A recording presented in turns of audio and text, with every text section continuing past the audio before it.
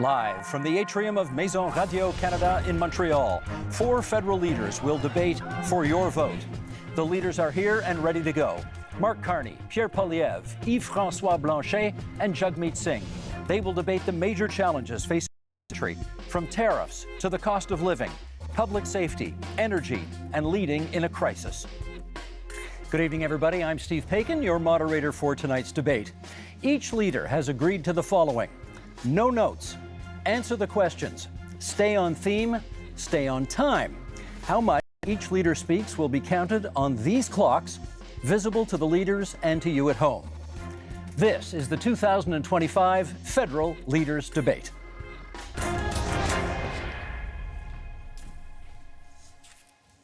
Well, welcome, leaders. Good to be with you here tonight in Montreal for what I'm sure will be a memorable evening. Our first theme is tariffs and threats to Canada, and we will begin with a round of questions. You will each have a minute to answer, and then we'll go to open debate, and the first question goes to Mr. Carney. Okay, what is the starting point for negotiations, Mr. Carney, with the United States if, as you have stated, our relationship with the U.S. is over as we know it? Well, first, Steve, may I thank you and also thank fellow leaders for their service to Canada, people at home for taking the time to watch. I just want to underscore the premise to your question, because I think the relationship that we've had with the United States, relationship over the course of almost the last 4 decades, which has been one of steady and increasing integration, has fundamentally changed because the president is looking to fundamentally restructure the trading system. So the starting point has to be one of strength. It has to show that we have control of our own economic destiny, has to have a clear plan here at home to build this economy, to diversify our trading partners with like-minded countries, and also has to have a position of strength in terms of our reaction to the U.S. unjustified tariffs. And that's why we have put in place counter tariffs that have maximum impact in the United States and minimum impact here at home. Mr. Poilievre, would you do anything differently? Well, first of all, thank you, Steve, and thank you to our fellow contestants here today. It's an honor to be here. What would I do different? Well, I'll start by what I would do the same. I think we do need to counter the American tariffs with our own to deter this economic aggression. We must make clear that we will always be sovereign and independent. What would I be doing differently? Well, we need to be in a position of strength. The Liberal government has weakened our economy with anti-energy laws, red tape, and high taxes that have driven $500 billion out of our country into the United States and made us incapable of shipping our resources overseas. That weakness threatens our ability to stand up for ourselves. So what would I do? I would cut taxes, red tape, and approve our resource projects so that we can get our goods to market and bring home the jobs, so we stand up to President Trump from a position of strength. Mr. Singh, you get the next question. Can we trust the United States to work with us on matters such as Arctic sovereignty and defense policy? I think we've seen, first of all, good evening, everyone, and thank you for tuning in, and thanks for the question, Steve. We've seen what, for a lot of people, feels like a betrayal when we look at the United States. I grew up in a border town, I grew up in Windsor, and we saw how connected we were as a city and as a community. People lived on one side of the border, worked on the other. People traveled back and forth all the time. We're in the automotive capital of Canada, and we knew how important it was to be able to build cars in Canada, but we saw that those cars went back and forth across the border. Seeing what Donald Trump did to attack Canada in this unprovoked way without any justification really felt like a betrayal. And so Canadians now are right to say, well, we don't really trust Donald Trump at this point, and we can't really have a lot of faith in him.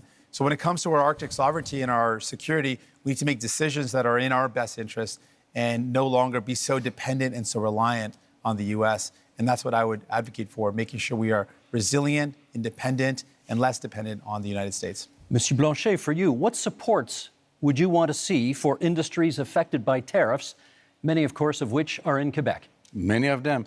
First, be all welcome in Quebec and Montreal. You have me because I try not to speak English in Montreal.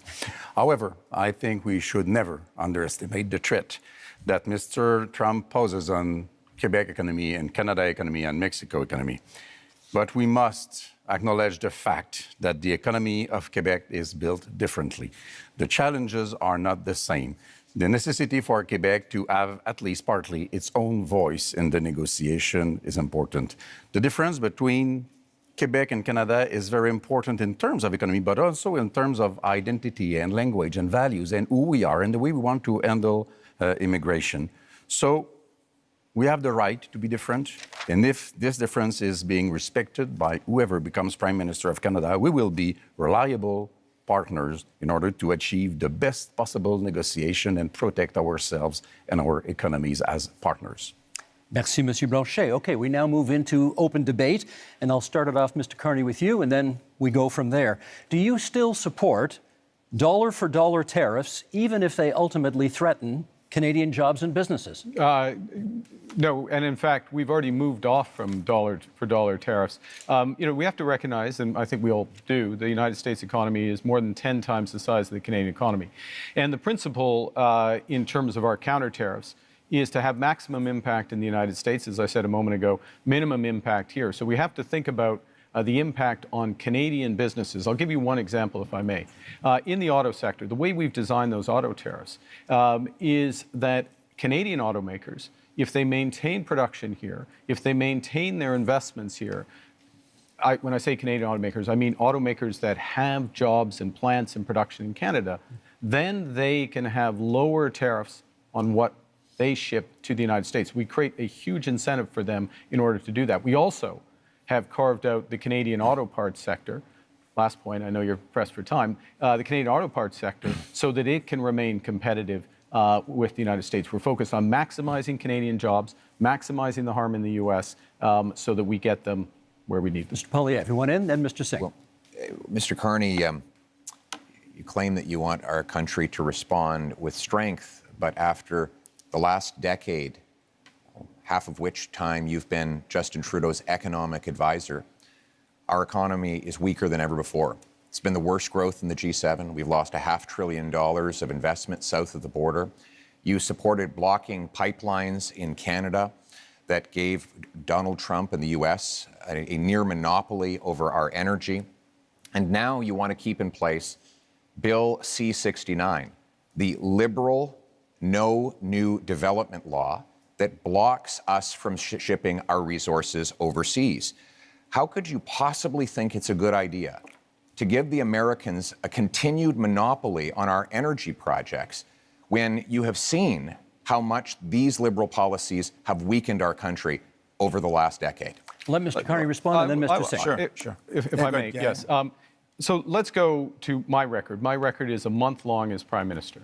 And this goes to the heart of coming to the Americans with strength, but doing the right thing for Canada. Within the first week as Prime Minister, I sat down with all the premiers of the provinces and territories, as well as the leaders of the Indigenous peoples. Got an agreement with all the provinces and territories, doesn't happen very often, got an agreement for them to have one Canadian economy instead of 13, first point. Secondly, to commit the federal government to do its part by Canada Day, so free trade in Canada by Canada Day. Thirdly, the federal government to commit with respect to project reviews. The question was about pipelines. I'm getting to it. Thirdly, one project, one review, and relying That's on not provincial. under Yes, it is C-69. possible under. It is possible on our system. No, it it's is not. the It's impact banned assessment. under C-69. It is agreed on under the impact assessment framework, and we have a cooperation agreement with British Columbia already. We're looking forward to them with the other provinces. We will move forward. no, I'll Gotta let jump in on okay, this. Mr. Singh's turn, please. The anti-development law. Of course, we agree around having a strategic response to the United States. But what I'm concerned about is what we're doing here in Canada. We are already seeing threats to our country in that just the threats alone of the tariffs have meant Canadians have lost their jobs. The threats of the tariffs that are in place right now, the impact of those tariffs is that we've lost jobs in steel, aluminum, and the auto sector. People are already losing their jobs. And while, Mr. Carney, you had time, as you mentioned, not very long time, but as Prime Minister, you showed us your priorities. The first thing you did is you had traveled, you made a tax cut for millionaires, which was reversing on the capital gains. So you gave a tax cut to millionaires, but you didn't have time to increase the amount that workers get on EI. Right now, workers who are struggling and wondering, what am I going to do if I lose my job? Workers who've lost their job are saying, how do I pay my bills when EI only covers half of a worker's salary? Maybe 40 years ago that would have worked, but right now most workers are spending their entire salary just to pay the bills, to pay their mortgage and their rent and to put food on the table. So EI is not good enough. And it shows Canadians that you didn't make it a priority to protect those that are impacted by these tariffs, that are threatened because their jobs are lost. We have not heard from Monsieur Blanchet yet in this segment, so please. Yeah, Mr. Carney, you are becoming a real Canadian leader, saying one thing in French and another one in English. You said in British Columbia in February that you would force oil and gas through pipelines through Quebec, either we wanted it or not. You would use emergency powers in order to do so. And 2 days later in Montreal, you said that you would never do that without the approval of Quebec. What's the point of using emergency powers if you do have the agreement of Quebec? However, I do agree with you. It's important to be very strong in front of Mr. Trump. However, I would keep the dollar for dollar policy. Don't be weak in front of Mr. Trump. And those counter tariffs have to be targeted. You have put out already $2 billion for Ontario auto industry, car industry, and the lumberwood industry in Quebec has already paid to United States $2 billion, and you have not raised one finger in order to help us. Let's get from Mr. Poliev and then a response from Mr. Carney. Well, Mr. Carney refused to answer the question about pipelines. Just the other day, he said that he doesn't necessarily think we need to build pipelines. Let me tell you what that means. Right now, the Americans get 97% of our oil, 100% of our natural gas exports at big discounts. We have to send Canadian oil from Western Canada through the States just to get it back to Quebec because we don't have a pipeline. And now there's this law, Liberal Law C-69, which effectively bans pipelines. The 14 biggest energy and resource companies say it has to go if we're ever going to build another project. And I asked Mr. Carney why he would keep in place this anti-pipeline law that effectively empowers Donald Trump to have a total monopoly on our single biggest export. Why would you not repeal this Liberal law? Isn't it because you are exactly the same in the same line as Justin Trudeau and the rest of the Liberal team that is now making up your cabinet? Let's get a response. Well, let me pick up a couple of points that have been made. The first thing I did as Prime Minister was to cut the carbon tax. That's the first thing. Second thing is made a commitment that all proceeds from our tariffs will go to workers and those companies most affected. There were several points means raised. Nothing so far. If I may, Mr. Steve, if I may address, I'm trying to do it quickly because several points raised.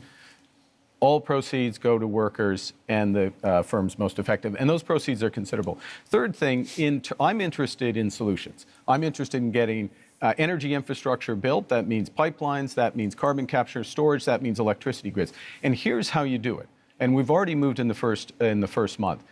Cooperation agreements with the provinces. Guess what? We are a federation. You need to cooperate with Quebec. You need to cooperate with the provinces. You need to get First Nations and Indigenous people buy-in. You can do that through the one project, one review window that we put in place at that first ministers' meeting, as well as, if necessary, using emergency powers to fulfill the federal responsibility, but not the unique. Mr. Poliev, you want to come back on that? What you're saying, Mr. Carney, with respect, is a total contradiction.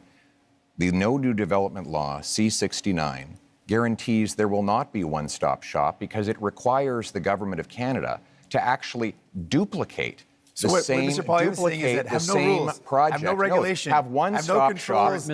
Over any energy development. We just got to let him finish his sentence. sentence. Let's just let him finish his sentence. That is not true. In fact, Mr. Singh, the reality is we should have strong rules enforced once. We shouldn't have multiple levels of repeal that it takes now 17 years to get a major project approved in this country. That is why in the last 10 years we've had the worst economic growth in the entire G7. We cannot afford a fourth Liberal term. We need a change. And the Conservative plan for a change will include repealing the anti-pipeline law so we can get our energy to markets other than the United States. Mr. Singh, then Mr. Carney. While these two compete about who's more pro-pipeline, I think what we need to do is, it's clear. The Liberals bought a pipeline. They built a pipeline. I don't know what Pierre is complaining about. That's what they did. I think what we need to do, if we're talking about energy in our country, we need to build an east-west grid. Let's use our power as a nation to build a national project that creates good jobs, that strengthens us for the future, where we connect the low-cost energy from jurisdictions and provinces across this beautiful land and have low-cost energy for businesses, for people, so we can build a stronger economy. That's the energy of the future that we need. Mr. Carney. 3 quick points.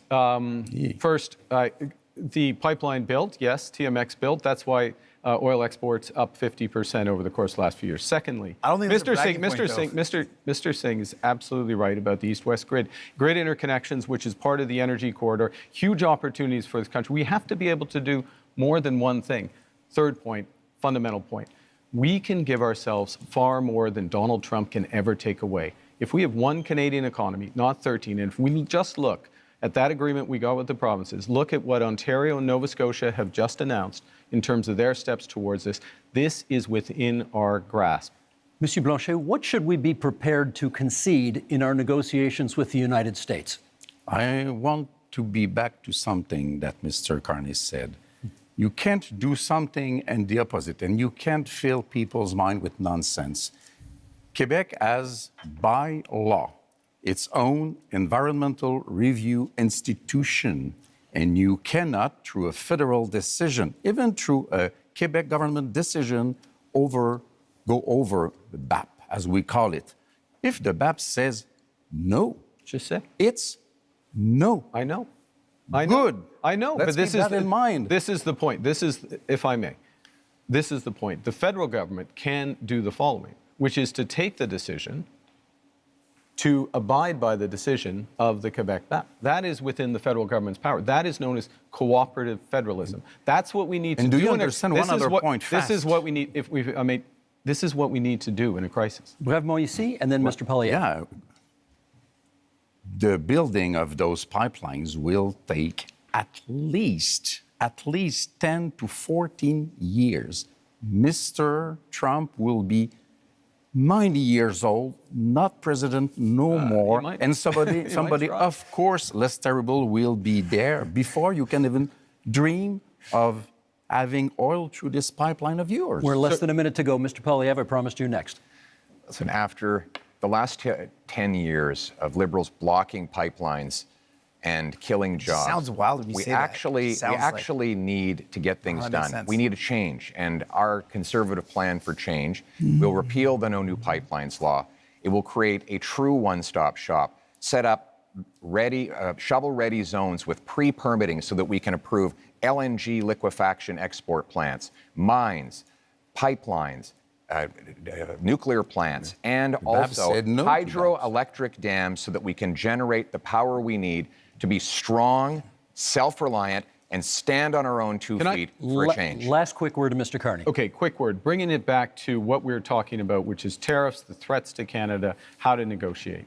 We need these options. We need these options to build domestically, to build one Canadian economy. We need to act. We need to diversify our trade partners. And that is will our give us time in this strength to the segment. US. That is our time. Okay, you know my job tonight. I got to be the heavy guy here every now and then, making sure everybody comes to time. And I'm keeping an eye as well on making sure that everybody gets rough justice over here. That concludes our first section and our first debate. Up next, affordability and the cost of living. Our goal is to double the pace of housing construction. You will lower your bills, build homes you can actually afford. Il faudra parler des entreprises du Québec, des travailleurs du Québec, des aînés du Québec. A big, powerful bring-it-home tax cut on work, investment, energy, and home building. Okay, leaders, same idea, one-on-one questions followed by open debate format. And Mr. Poilievre, you get the first question this time. Many provinces, including some provinces with Conservative governments, have ambitious housing targets, none of which have been met. Why do you think your housing plan will be any different? Let me start by talking to the young people of the nation and those who are aspiring to home ownership. You know, it was only 10 years ago you could buy an average house for $450,000. But in the last lost Liberal decade, housing costs have doubled, rising faster than in any country in the G7. And so now our youth cannot afford a home, and our seniors are worried about being evicted. We can't afford a fourth Liberal term of rising housing costs. We need a change. And our Conservative plan for change will, 1, axe the federal sales tax on new homes.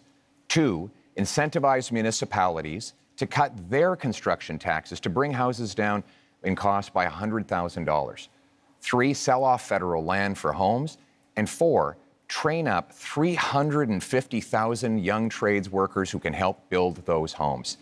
Because you deserve a home, and we're going to make it happen for a change. Also on the issue of affordability, Mr. Singh, you get the next question. How do you bring down grocery prices in the midst of a trade war? I appreciate the question. This is a big concern. When I talk to Canadians, they tell me they're really feeling squeezed from the cost of living. That's one of the top things that people tell me about. People are saying, I can't afford to buy groceries. Every time I go to the grocery store, it's just ongoing worry and this feeling of anxiety that can I actually afford the things that my family needs? On top of that, people are worried about the cost of homes. I think those are the two biggest things I hear. So we can do things about this. Other countries have taken concrete steps. We can put in a price cap on food essentials. France has done it, Greece has done it to great success. It's brought down the cost of food significantly in both those jurisdictions. We can also ban corporate landlords from buying up the affordable homes to keep homes that are affordable. We can make things better for Canadians, but it requires having the courage to take on the powerful corporations that are ripping you off, that are price gouging you. And we know that price gouging is one of the major reasons why food prices are going up. You're never going to hear Pierre Poilievre or Mr. Carney talk about the fact that these are the corporations ripping you off. Thank you, Mr. Singh. That's time. Mr. Blanchet, I want to ask you about old age security, which will soon cost this country $100 billion annually. We understand you would like to expand it. How would you pay for that? We would want it to be just for everybody because the Liberals have created a discrimination against elders which are 65 to 75 years old, having 10% less income from federal government than those who are over 75. But the best way to do it is to have everybody pay its fair share in terms of tax, which means that one should not be entitled to hide money in fiscal paradise in order not to pay him or his clients or friends, not to pay billions of dollars in taxes that could be used to help the situation of elders. Those are things which are supposed to be applied to everybody. There are a lot of questions to be answered about that. Other ways to do it is to reduce the pressure on housing price to make sure that the whole budget of elders and families and workers can afford houses which have increased dramatically in price. Merci, Monsieur Blanchet. That's time for this one. Mr. Carney, I want to ask you about housing, which over the past decade has gone from a problem to a crisis while the Liberals were in power. Is your policy on getting homes built any different from your predecessors, and how? This is one of the reasons why I entered this contest. Because of the housing crisis, the cost of living crisis, the housing crisis, and the Trump crisis to help fix it. And I would say, look, the housing approach is fundamentally different because we need a fundamentally different approach. We need to build housing at a rate that we haven't seen since the end of the Second World War. We do need a fundamentally different approach. And with the fundamentally different approach, we can build an entirely new industry. So the question is how? Now, Mr. Poilievre and I agree on some things. Okay? I agree as well on reducing the tax on first-time home purchases as a way to buy. But I am focused on increasing the supply of homes and doing that in a way that uses Canadian technology and modular, prefabricated housing, that uses Canadian lumber, including in reinforced timber, and uses Canadian workers. And in all respects, we're scaling up to double the rate of home building. Thank you, Mr. Carney. That's time. We now move to open forum here. And Mr. Singh, you get the first comment. Many of you have pledged to cut the GST on many aspects of buying a home. And Mr. Singh, I want to ask you, would you cut the GST on anything else in order to make life more affordable? Absolutely. In fact, I'm the only one on this stage that fought to give people a GST holiday. Interestingly, while the GST holiday helps working class folks, middle class folks by taking off the GST off essentials, the Conservatives under Pierre Poilievre voted against that. They opposed the idea of giving people, actual folks that need help, a tax break and would rather give millionaires a tax break, which shows you whose side he's on, which is not surprising. But what is surprising is that Mr. Carney also said that giving people a break on their GST is a bad idea. Mr. Carney, why do you think giving a tax break to capital gains folks that earn more than $1 million is a good idea, but helping a family afford their groceries, helping people afford their bills for their internet, their cell phone, their home heating, giving them relief to take the GST off those is a bad idea, but giving a tax break to people who really only earn over more than $1.4 million, that's somehow a good idea. Okay, you went after That's your numbers. You went after Mr. Poilievre first, so I'm going to give him the first shot to respond. Well, Mr. Carney, the reality is that housing costs doubled under the Liberal government. While Justin Trudeau made exactly the same promises that you are now repeating today. He promised that he would double home building. In fact, home building went down. He promised that he'd reduce the cost. In fact, it went up. And now here we are. Mark Carney is asking for a fourth Liberal term, repeating the exact same Liberal promises that priced you out of a house. Just a few weeks ago, before the election, the Liberals voted against taking the GST off new homes, and they have continued to build up bureaucracies that block construction. We need a change so that you can afford a home, and our change will be, again, to axe the sales tax on new homes, incentivize municipalities to speed up permits, free up land, and cut development costs. Train up 350,000 young people who can be in the trades to build those homes and sell off the land that is going to be needed in order to build homes. That is a real plan for you to own a home and afford your life for a change. Mr. Carney, they're coming at you from both sides. What do you say? Okay. I know it may be difficult, Mr. Poilievre. You spent years running against Justin Trudeau on the carbon tax, and they're both gone. Okay, they're both gone. And we're doing in a a new impersonation of them with the same policies tonight. Very different. Look, I'm a very different person from Justin Trudeau. Focus is on results. Were you his economic advisor? advisor? And so how to drive results in the housing market, you've got to change the model of building. You've got to increase the financing for housing developers, $25 billion on the table for those housing developers, $10 billion for deeply affordable homes, cutting development charges in half, lowering the cost of the building of those homes by 20%, and lowering the emissions and the run costs of those homes by another 20%. This is how you drive affordability. This is how you bring young people back into the housing market. Exactly what Trudeau and then Mr. promised. Singh. You claim to be very different from Mr. Trudeau. Now, the point is to show that you are any better than Mr. Trudeau. You claim to have a lot of experience in many things, and you know things. Last time we had somebody saying that they knew things, it was the senators, and they killed the law that protected supply management because they knew better than us and were elected by nobody, exactly like you are today. You say that you are a great crisis manager. Which one? I heard of nothing. As far as I know, Brexit happened, even if you were against it. You say you are a great negotiator. What have you negotiated but fiscal paradises in Bermudas or Cayman Islands? You have to prove something, and you have to reveal what you own in those companies if you want people to believe you. Mr. Singh, you wanted it. Yes, returning to the topic of housing. Now, it's very important. Obviously, we need to build homes that people can afford. Mr. Poilievre had the opportunity to show us what he could do. He was the Minister of Housing under Stephen Harper. And during that time, guess how many homes he built? He built 6 homes during that entire time. This is not something you can trust to build homes. He built 6 homes. 200,000. And this has been confirmed again and again. He built 6 homes. That's it. Now, the problem, though, with Mr. Carney is, well, he's laid out a plan. The problem is that when he was the chair of Brookfield Investments, this is a company that made a strategic decision to buy up affordable homes in cities like Toronto where people were paying a decent rent.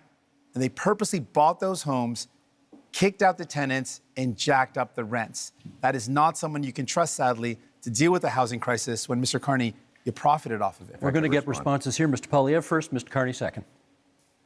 First of all, Mr. Singh, hold this up to remind you. the Toronto Star, the Toronto Star debunked your falsehoods. No, it was 6 homes, and I that's the appreciate facts. neither Liberals or NDP are very good with math, but in that You're year, clearly- I you was can the count up to minister, if I 6, could. which is great. The year I Mr. was Singh, let's let him answer. in the year It's I not was high enough, though. The year I was minister, we had 200,000 homes built, and guess what the average price of a home was at the time? $450,000. And guess what happened at the end of the Conservative reign? One bedrooms It rented doubled. out for $900. And since that time, housing costs have actually doubled under the Liberals. They doubled and under Conservatives, too. Now we have Mr. Carney making tens of billions of dollars of spending promises that They will doubled on ultimately you as well. continue to build bureaucracy. We don't need more bureaucracy in Ottawa. We tried that for 10 Liberal years, Mr. Carney. What we need is to build homes in communities. Certainly and don't that need means Conservatives. axing taxes on home building and getting the government out of the way so that builders can actually build. I think- Mr. Mr. Carney, Can I pick you up- are on housing. We need a change, and you, sir, are not a change.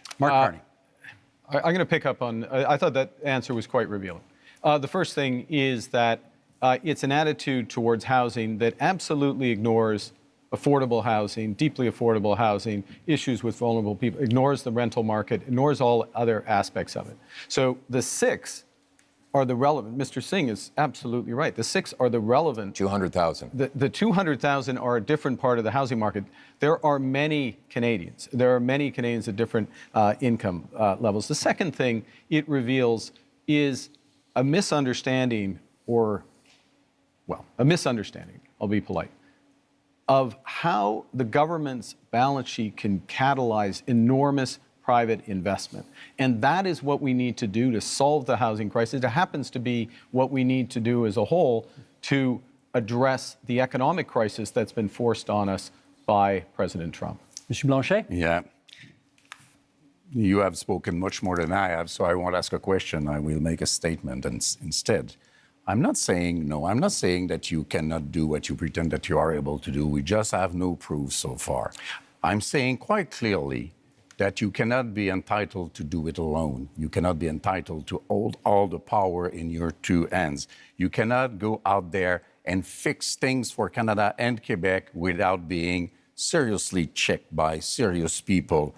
You cannot go out there and speak for Quebec without Quebec having its own strong voice to protect itself and to promote its different economy. So if you want to collaborate, let's say right now that whatever happens, even if minority government happens, you will be a partner with the different Quebec economy and identity, which you have been not interested in for the economic part and not respectful for the identity part. Let me get Mr. Singh in at this point. Can you tell us what's the first thing you would do to make life more affordable for Canadians? Yeah, there's a lot of things that we can do, and I've laid out some of those things. I think fundamentally, I'm the only person on stage that not only fought for real relief for people in terms of affordability, I'm the only one that fought for pharmacare that actually makes life more affordable by giving people medication coverage, dental care that gives people more affordability by letting them access their services if you're a senior and a kid.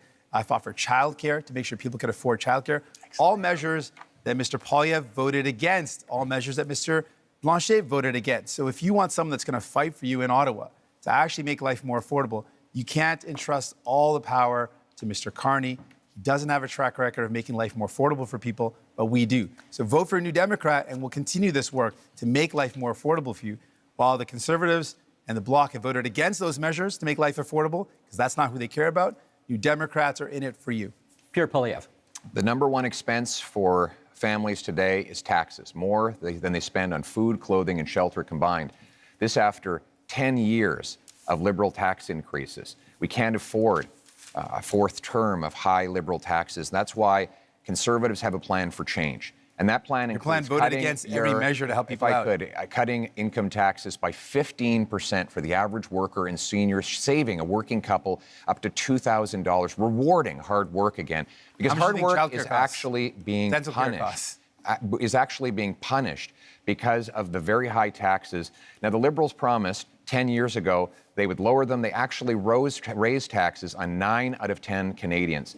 We need a change in this country because your hard work should once again pay off with a powerful paycheck that buys you an affordable home so you want to save on people a safe $2,000, street, and that's what we will deliver. You want to save people $2,000, but cut their dental care, which is thousands of dollars. False. Cut their child care, which is thousands of dollars. Cut pharmacare coverage, which is thousands of dollars. False. That's not a very good math deal right there. You're going to save people $2,000, but cost them tens of thousands of dollars. That's why you cannot afford Conservatives, and you certainly can't trust the Liberals on their own. Mark Carney's turn. You need New Democrats. Mark Carney. I'm going to reinforce that point, and then I'll respond to Mr. Blanchet. Childcare in this country, $3,000 to $10,000 a year for a family, depending on where you live. Province, jurisdiction. Depending on where you live, that's what's being saved there. $800 per trip to the dentist. We have expanded dental care Province to 8 jurisdiction. million Canadians. Because we 8 forced it. million Canadians. Because New Democrats were there. Pharmacare. These are fundamental issues for affordability. We're talking about affordability and taking them off in order. That's why you let's need talk New about Democrats. tax. That's not what I've said. And in I will be terms cutting of income taxes working with Quebec, for Canadians. yes, absolutely. Throughout the short time I've been Prime Minister, working directly with the Premier of Quebec, our Minister of Foreign Affairs, our Minister of Finance are from Quebec. Quebec and Quebec issues, whether it's Why supply haven't you answered management, Mr. language, Legault's letter? He asked 5 things in the letter. He reduced his expectations. We're talking about- And you did not even answer him. And tonight, you are so much in love with Quebec. Steve, the question that Canadians have to ask. Why vote for whether- Conservatives why- when the same why- Hang on, 2,000 he's got the, cost you Mr. tens of Singh, thousands? Mr. Singh, sorry, he has the floor. Come on. Fair. The question you have to ask is, after a decade of Liberal promises, can you afford food? Is your housing more affordable than it used to be? What is your cost of living like compared to what it was a decade ago?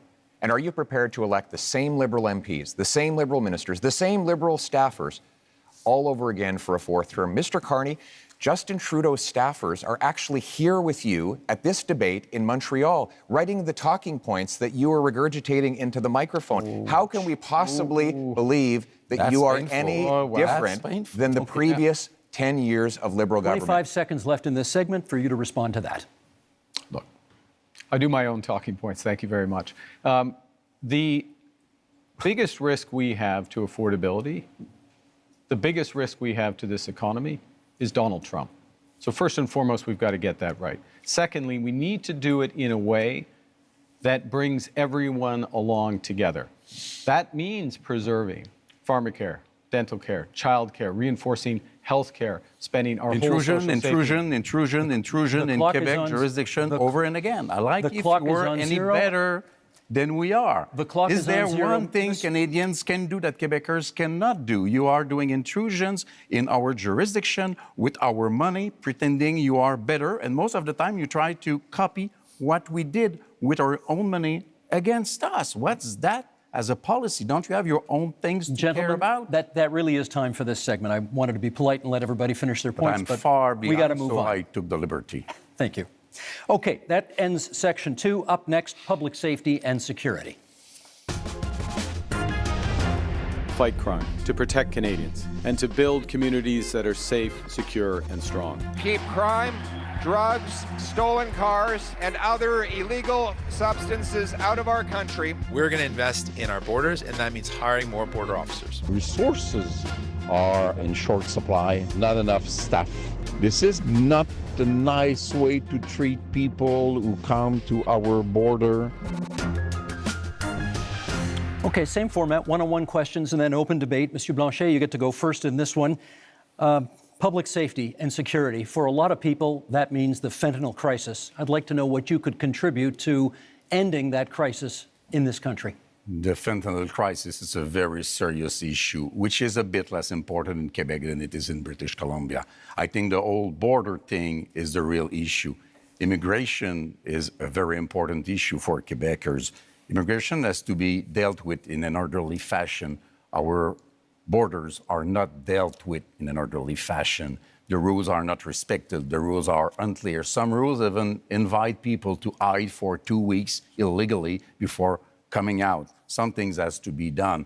The situation of one person asking for asylum may take as much as 4 years without us reducing the number in order to deal with them in a human way. The services for every citizen in Quebec are being reduced because we cannot afford the fact that we are receiving much, much more people in Quebec from this specific type of immigration than we can afford, and we cannot teach them French. That's time, Monsieur Blanchet. We can, of course, return to the immigration issue during open debate, should you We choose will. to. Mr. Carney, question for you. The Liberal gun buyback policy, not considered a success by many people. Reviving it is in your platform. Yeah. Why would it work this time? Yeah, I think, well, what we've seen with that policy is some success at the commercial level, but not at the individual level, because it hasn't been in my opinion, it hasn't been organized properly, and it needs to be organized properly. And instructed the Minister of National Security and Public Safety in order to do that. So part of this is a different focus of government, a focus on results, a focus on clear milestones in the short term. Let me make a broader point, though, on gun, which is that we have a problem with guns coming over borders, which is why we've tightened our borders. We have an issue, though, with a gun industry that is continually coming up with new forms of assault rifles, mass killing machines. We've banned over 2,000 of these. Every single time there has been a vote in the House of Commons on gun control, Mr. Poilievre has voted against it. You can't be tough on crime unless you're tough on guns. Mr. Poilievre, you can come back on that in the open debate if you want to, but my question for you in this segment is, Indigenous people are statistically overrepresented in our correction system. Are you concerned that your tough on crime platform will make that worse? I'm concerned that Indigenous people are disproportionately the victims of crime. I give you the example of a wonderful group of Indigenous people who came under attack in Saskatchewan, and many of them were murdered.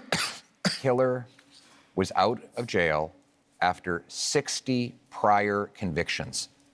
This is the result of 10 years of liberal laws that allow the same offenders to be released dozens and dozens of times, even when it's known they are a danger. We can't risk a fourth liberal term of soft on crime policies. We need a change. And the Conservative plan for change will bring in a 3 strikes you're out law. 3 convictions for serious crimes, you go to jail for at least 10 years, maybe for life, no chance of parole or bail. We will bring in life sentences for traffickers of fentanyl, human beings, and guns, and we will secure our borders to keep the illegal guns out. Thank you, Mr. Poilievre. That's time. Mr. Singh, your question is about the RCMP, because you've got RCMP reform in your platform. What, in your view, is the problem with the RCMP? Well, some of the basis for this is the concern that's been raised in more rural communities and northern communities that there have been some serious concerns about violence or inappropriate use of force when it comes to the execution of their duties. We want to make sure that we've got a top-tier police force that provides security and safety to those communities in a way that's sensitive and understanding of the communities they're serving. I also think what's very important is for Indigenous communities, Indigenous policing. This is an area of deep concern. I think everyone in our country should be safe. You should be able to be safe at home, safe when you go to work, safe if you take public transit, safe for your kids to be able to play in the local playground. And that's something I'm committed to. The other area that I'm focused on when it comes to public safety is making sure we prevent crime before it happens. And that's why we want to see increased investments in our border security. We saw under the Conservatives, they cut 1,100 border officers in one day. So that prevented our ability to keep our borders safe. That stops those materials from coming into the country. That's time. Not sure it was about the RCMP, but maybe we can get back to that during the open debate segment, which we go to right now. And Mr. Poilievre, you get the first word on this one. And it sort of dovetails on the last answer you gave, which is, you have pledged to be the first prime minister in this country to use the notwithstanding clause, setting aside charter rights of, as you call them, multiple murderers. Why do you think that's necessary? To be clear, I want to uphold the charter rights of Canadians under Section 7 to life, liberty, and security of the person. Right now, that right is violated by multiple murderers who are given discounts.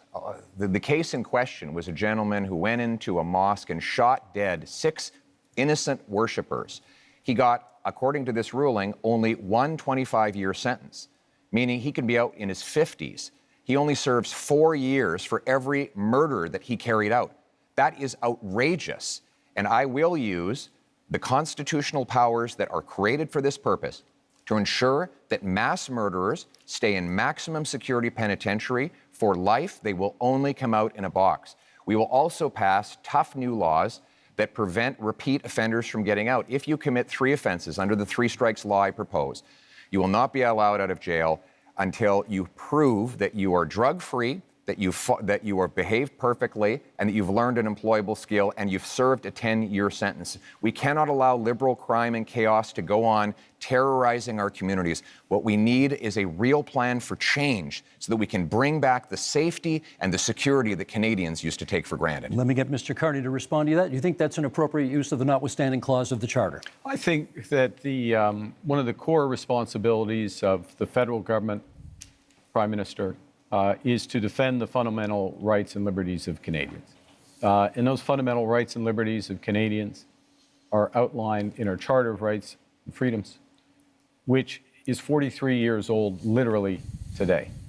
I think it's a very dangerous slope to override judgments of the Supreme Court of Canada.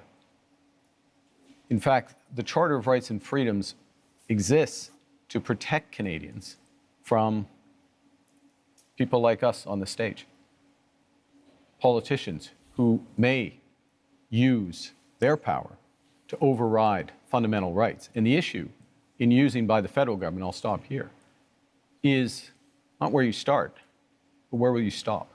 Mr. Poilievre, I should get Mr. Poilievre on that. Is it a slippery slope if you use it in this case? I must say, I would be quite interested too, because Mr. Carney said that he didn't want us to use the notwithstanding clause before adopting a law. And yesterday he said that he felt that it was wrong to use the notwithstanding clause after a law is adopted. So if we cannot use it before and we cannot use it after, it means that Mr. Carney believes that we should never use it. But it is very important. And the Ford case made it clear. The Constitution says how it should be used, but never how or what we will do with it, because it's the prerogative of the provinces. So, do you want the Supreme Court to overrule another judgment of the same Supreme Court because you don't like it? Because that would be being the hell of a politician as you define them. Well, let me just start by saying, first of all, thank you. I just started by saying, let's not let Mr. Poilievre get away with making this ludicrous claim that anyone on this stage thinks that violent crime should get a less severe penalty. Obviously, that is not a special position that he's taking. Everyone agrees that horrible crimes should have horrible sentences. Judges are equipped to do that, so don't let Mr. Poilievre's rhetoric confuse people. Obviously, everyone agrees that if someone does something horrible, they should pay a horrible price for it. There should be appropriate sentence that's put in place by a judge. But what I'm concerned about is all of what Mr. Poilievre is talking about is after the fact. Now, there's heinous things that happen, and there needs to be severe penalties put in place.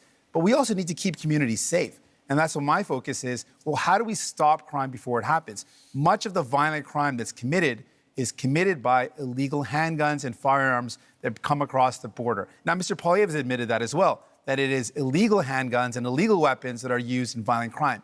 So our plan is, let's stop those illegal weapons getting into our country in the first place. And the way we do that is by having stronger border security officers and having more people on the border. Mr.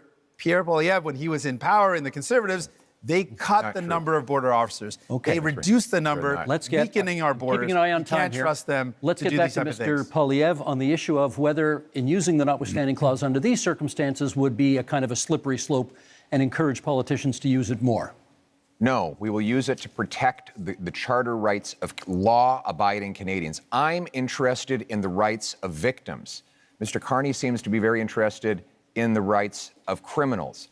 He says that it's dangerous for me to ensure that mass murderers stay behind bars for life. You know what's dangerous? Turning them loose on our streets.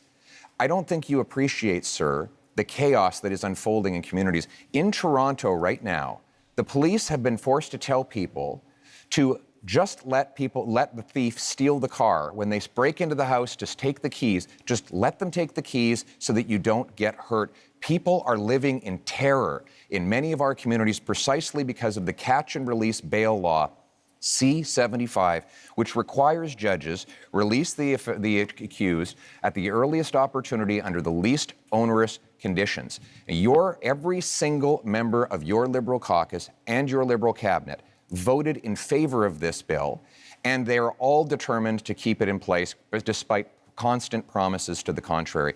Mr. Carney, Canadians deserve to live in peace and security. That is the right that I'm fighting for a change. I'm fighting for that as well. And let me be specific about two things that have been raised. The first is with respect to these issues of car theft, home invasion, and I'll use the GTA area where there has been a sharp increase. How do you attack that? You attack it several ways. One, you increase the criminal penalties for that happening, particularly if you're part of a gang, particularly if you use a firearm. And you will do that? And we're doing so. We've committed to doing so. You put in place a reverse onus in terms of bail so that it has to be proven that there's not a risk, which we've also committed to. And then you go to what Mr. Singh was talking about, which is we have to reinforce our frontiers. That's why we're committing to an extra 1,000 Canada Border Service agents, an extra 1,000 RCMPs. That's why, as part of the broader fentanyl initiative, where we've added to the RCMP there, we've added drones, we're adding helicopters, we're adding surveillance, and we're going to the other end of the chain with respect to car theft, which is tightening security at the ports. This is what we need. In order to get results, you need to focus at both ends of the chains in federal government. Singh. Thank you very much. I want to talk about one of the issues that has come up is the idea of the public safety concerns around the overdose crisis and how this is devastating our communities. We're seeing so many lives being lost. In that, we know that one of the ways to address that is by investing in some of the solutions like mental health services and rehabilitation services. Services keep our communities safe, having access to those good services. Both Mr. Carney and Mr. Poilievre are proposing cutting government spending and cutting those services. That's not going to make our communities safer. We need to see better investments in rehabilitation services, more investments in mental health. We need to respond to this serious crisis in our country with care and compassion. I met with Moms Stop the Harm, an organization of moms that have lost their children to this opioid overdose crisis. They've literally had their children have died because of this. And they're saying we need to do everything possible to save lives, to stop this death from happening. And I think we need to listen to those moms, and that's my commitment. Mr. Blanchet. Two things as rapidly as possible. First, we believe that we should act on crime gangs and organizations, defining them as we do for terrorist organization. We have to protect our kids from the violence of those gangs, from the drugs being sold by those gangs, from the guns and whatever else being stolen, sale being by those gangs. Sold? And not sold, being, you purchase a thing and selling, sold, Okay. yeah, sold by those gangs. And we mostly have to protect our kids from being recruited by those gangs, becoming violent at 13 and 14 and 16 years old, because this is the real fear of parents like I am. This is a very dangerous situation. I want to come back to immigration because we said that we would come back to immigration. Do you remember the Century Initiative, a sad memory? Officially, they said that they had not considered Quebec difference. They had not considered Quebec language. They wanted Canada to be a 100 million people country by the end of the century. Mr. Barton told me himself, that he had not even thought about the Quebec difference in that analysis. And one of his closest collaborators is now a close counselor to Mr. Carney, which seems to be part also of that kind of project or ideology. So it is impossible for Canada to have all those people come into Canada. It is impossible for Quebec to receive all those people. And in Quebec, we have the language and values and secularity of the state issue, which is very important. So I say, pause. Let's do things properly. Let's receive migrants in an orderly fashion and successfully as a measure of respect for them also. Mr. Poilievre, you wanted a word. I speak to families all the time who are terrified by the scourge of drugs and illegal guns. And we know those guns are not Grandpa Joe's hunting rifle. So when the Liberals try to ban hunting rifles, they're really going after the wrong people. 90% of guns that come in that are used in crime are smuggled illegally over the porous, Liberal-run borders. The border, and that's why cut the police, the border officers. That's not true. And that's you why literally the police, cut the border officers. The police, in the actually, facts. if I could, The police actually endorsed do it me. again, The police in Barrie, in Peel, in Sault Ste. Marie have all endorsed me because they know that I will go after the gun smugglers and criminals with 2,000 extra frontline border guards that will stop the guns After you from cut coming them, in. now you wanna hire But them. unlike the Liberals and NDP, I will not ban hunting rifles. The Liberals want to We never protect. wanted to ban I want to them. protect Canadians Made up. from criminals. The Liberals want to protect turkeys from hunters. I think we know which one makes the most Mr. Carney, sense. quick intervention, Mr. Carney, and then I got a question for each of you before this segment's out. Okay. We absolutely fully support hunting rights of hunters and Indigenous Canadians. But I want to raise an issue, which is a serious issue, talking about safety. There are people, we're in Montreal, in Toronto, across this country, who fear going to their synagogue, fear going to their community center, fear taking their children, leaving their children in school. And this has to stop. This is it's totally unacceptable. So what we're proposing is to make it a criminal offense to threaten or to impede anyone from being near or going to their place of worship, their school, their community center. This, it pains me that when we have to do it, because this is not what we should be doing as Canadians, of course, Okay. but we will put that in place. Let me get And this is a fundamental issue with respect Let me to get 10 anti-Semitism. seconds from each of you before this segment's out on what you perceive to be the biggest security threat to Canada right now. 10 seconds each. Mr. Poilievre. The physical security threat to our country is the rampant crime wave that is running out of control. After the last decade, we had a 116% increase in gun crime. We Okay, need to that's lock 10 up seconds. the criminals. I got to hold you to and 10 secure the borders. seconds. Mr. Thank Carney? you. Well, we're in a security section. I think we didn't have a chance to talk about anything internationally. I think the biggest security threat to Canada is China. China, you say? Yeah. Mr. Singh? Biggest security threat, illegal guns and drugs coming across the border and cuts to services that would make our public safety and security even worse. Last word to Monsieur Blanchet. The fact that neither Quebec or Canada is able to protect itself and that we are still dependent and entirely dependent on Americans to protect us. Okay, that is the end of that section. Gentlemen, up next, energy and climate. Improving pipelines, getting things built, unleashing production. We are unlocking major infrastructure projects, including in conventional energy, oil and gas. We're speaking thousands of dollars a year for each family to pay for the damages of climate change. We can absolutely build important projects like an east-west energy grid. Energy and climate change. I know how much all of you love talking about pipelines, so here we go. Mr. Singh, to you first. Should Canada build new pipelines to get our oil and gas to market? Well, it's not an approach I favor with public money. There's not any projects that are on the table, so it's not a specific project to look at. I favor, when it comes to the environment, building an east-west energy grid that connects low-cost energy and allows for families to reduce their electricity costs. But let's put this all in context. We're talking about what our energy solutions are in the context of a climate crisis. And we're not just talking about a climate crisis in the far future. We're living it right now. I remember I met a mom a couple years ago before I had kids who told me she was worried about taking her kids out on some days because of the forest fires in BC. It meant that it was unsafe for kids to go outdoors. Fast forward to when I became a parent just a couple years after that, and I literally worry about the same thing. The forest fires we saw a couple years ago meant that many places that didn't see this before saw days where there was such smoke in the air that it was dangerous for kids. We've seen extreme weather, forest fires, heat domes, floods impacting us. We've got to do everything we can to Thank you, protect our Mr. future. Singh. That's time. Mr. Poilievre, where does fighting climate change land on your list of priorities when it comes to expanding energy opportunities in this country?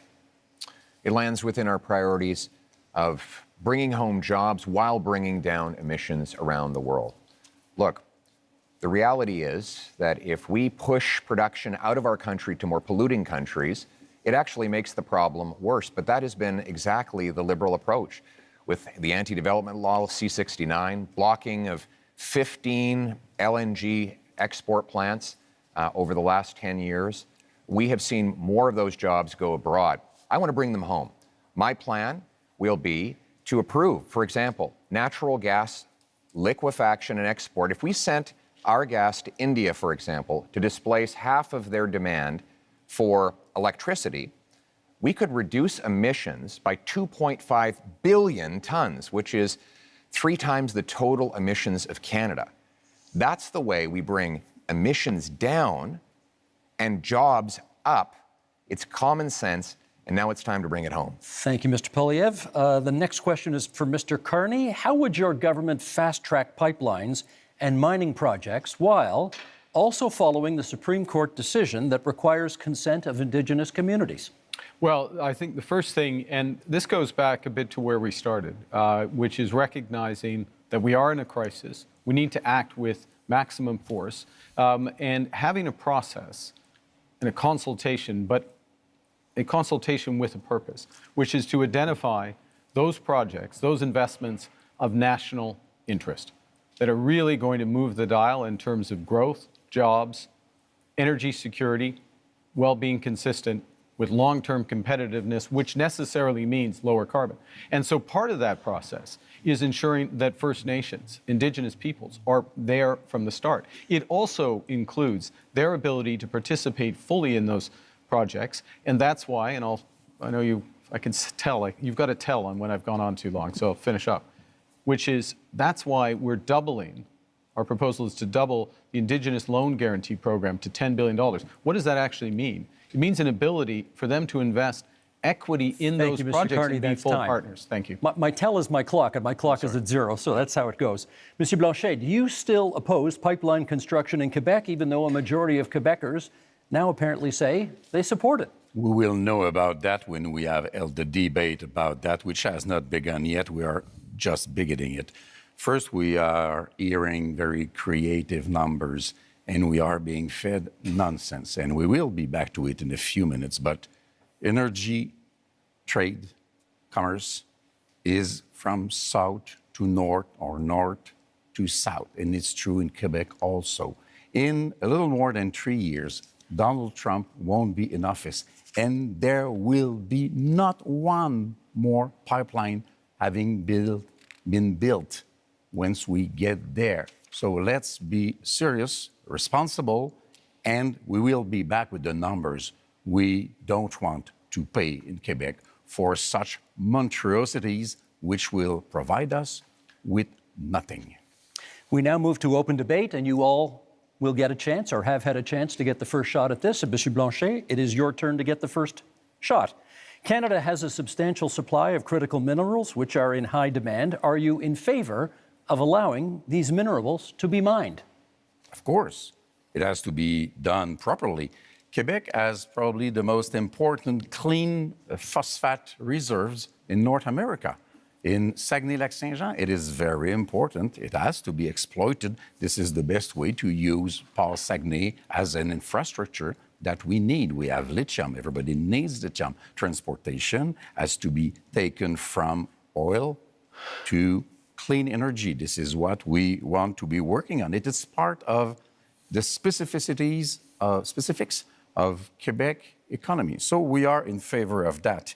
But we don't want to pay for the $30 billion which have been spent on oil and gas by the Liberals last year. It's $7 billion from Quebec. We don't want to pay for the $40 billion which have been spent by the Liberals on Trans Mountain. It's $9 billion from Quebec. Those are $16 billion of which not $1 has been spent in Quebec to develop a lot more power and wealth for Quebecers with our own money. We need to let the leader of the Liberals respond.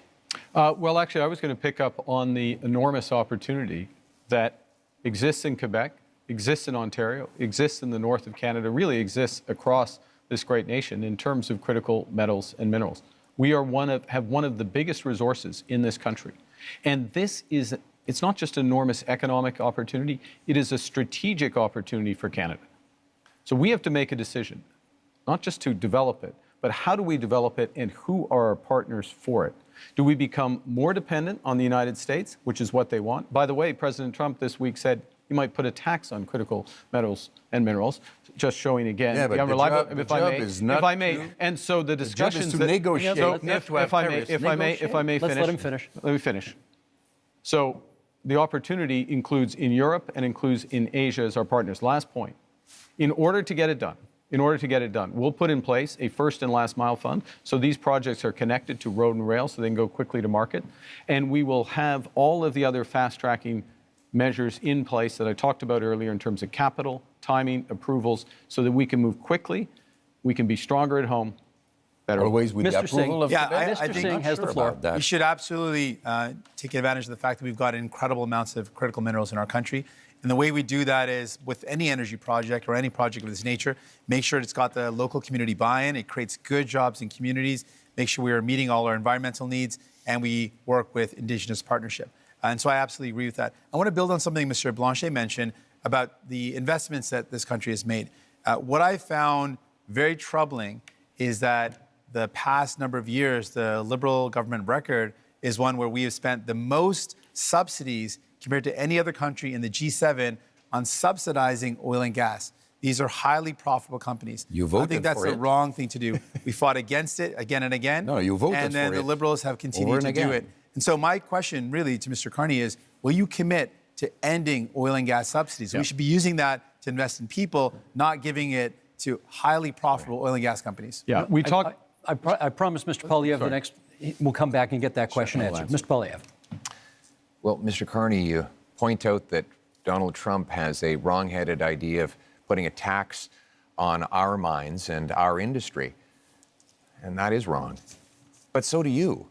You want to apply a massive industrial carbon tax on Canadian mines, Canadian steel mills, Canadian aluminum plants, You want to let them just pollute as Canadian much as they oil want? and gas. And your idea is to double the tax that Trump is applying by hitting them a second time. This will do nothing for the environment.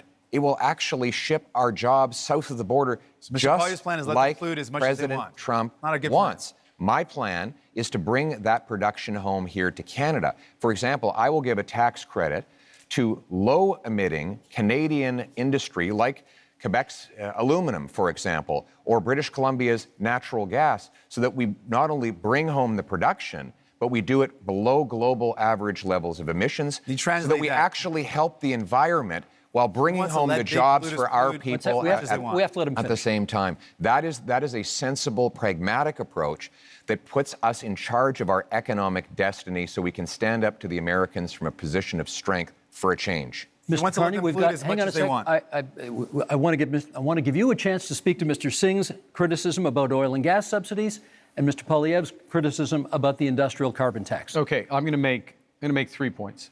I'll make 4 if you want me to respond to that, but I want to make 3. The first is that I answered this question last night, but I think the puck had already dropped in the Canadians game, so not everyone heard it. Yes, end to oil and gas subsidies. And that's first why one. you need New Democrats. We'll make it Secondly, I would have done it independently. Secondly, recognizing that the biggest component of that was the cost of building Keystone.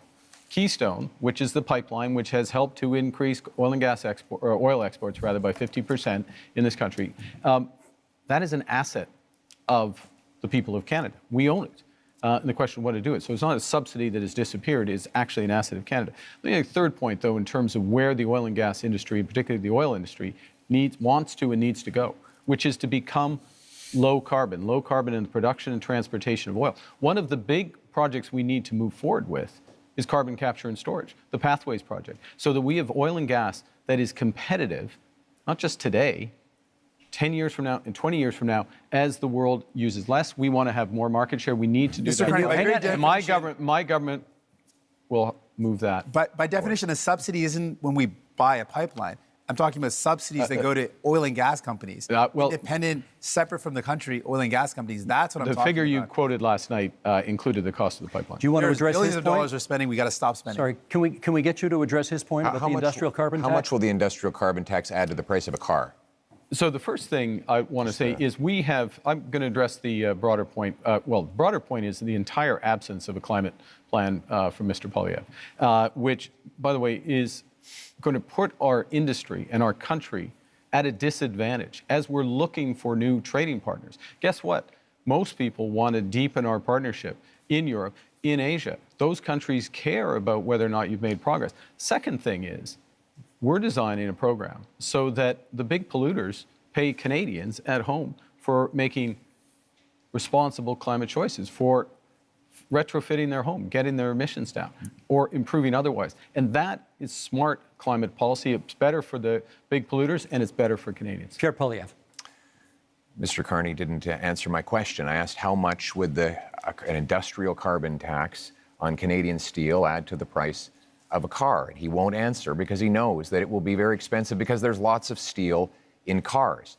Now, well, Mr. Carney has temporarily But do you know the answer? hidden the You don't know the carbon answer tax. either. You're just It's throwing out random thousands of questions. dollars, thousands of Just dollars. making it up, though. You don't extra know. costs. Okay, let him That- finish. I do know the answer to that question. He's wrong. When you add taxes to steel, you raise the price of everything that uses steel. When you add everything taxes straw man argument to say, to do you know the price? when You you don't know the add price. when You you don't know the answer. add when here to you learn. add He's here to the learn. carbon tax onto the price of, for example, fertilizer, you increase the price of food. So while Mr. Carney has temporarily hidden the Liberal carbon tax at the pumps while keeping the tax fully in law and planning to raise it after the election, he's also going after a tax on our industry that will ultimately be passed on to you. After a lost Liberal decade of rising costs, we cannot afford a fourth Liberal term. We need a new government that will fully axe the carbon tax, increase the jobs that we have here in Canada, and bring down your cost of living. We've got just a little over 3 minutes left in this segment. So, Mr. Singh, I want to ask you, do you think climate change is still a priority from Canadians? You're out there.